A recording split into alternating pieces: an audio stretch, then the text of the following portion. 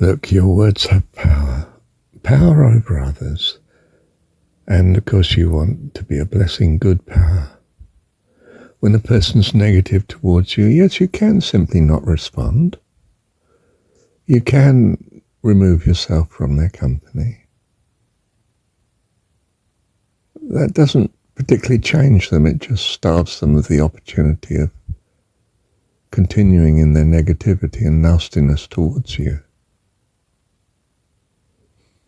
Their thoughts probably are running wild until they're starved of response, and, well, at least they think of something else, and that might be better.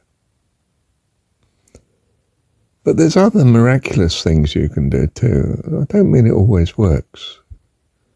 It needs a combination of things to be happening in their life to work, especially a need. So a person who's horrible and depressed has a need not to be depressed. I mean, you may feel they have a need not to be horrible too, because the two go together. But they may not see it that way, though you do. So you can still do something quite miraculous. I mean, you just suggest to them that that sort of negativity is pulling them down. I don't mean you'll get a good response.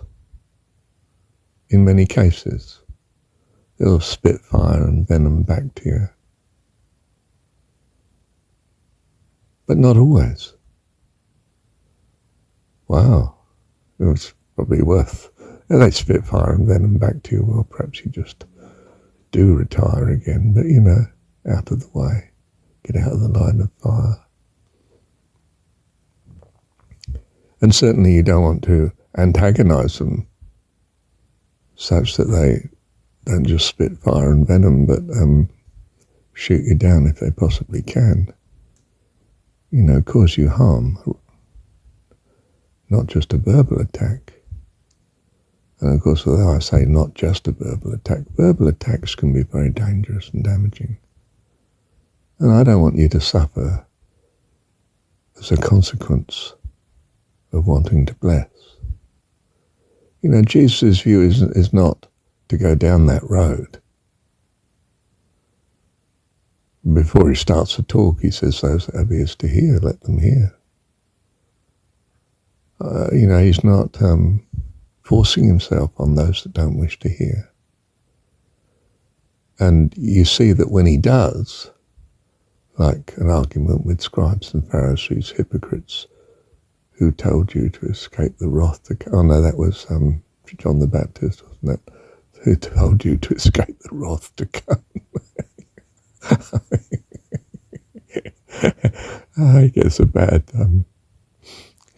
response. They take his head off, well, partly because he said that Herod was immoral, which in the story he definitely was, especially from the Hebrew point of view. Okay. Where are we? Let me listen to this through a minute.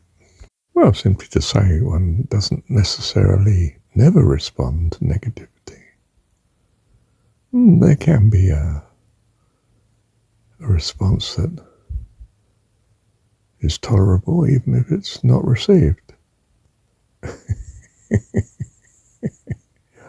Or doesn't result in you being murdered as a consequence.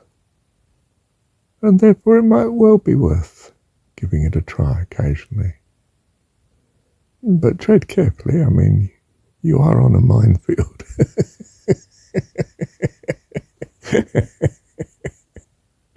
Thank you, Heavenly Dad. You might say, but hang on, I mean, Jesus deliberately got himself crucified. Yes, well, there's a lesson for you, isn't it? Push people too far, and what's gained by it? You get murdered. Don't go down that road. Of course, if you think being crucified was the most wonderful thing the world's ever experienced, then Okay, you can get crucified as well if that's what you think is your ticket to heaven. It's not what I think. I think God can do it without such an horrific scene. Thank God. It all depends how you see God, doesn't it?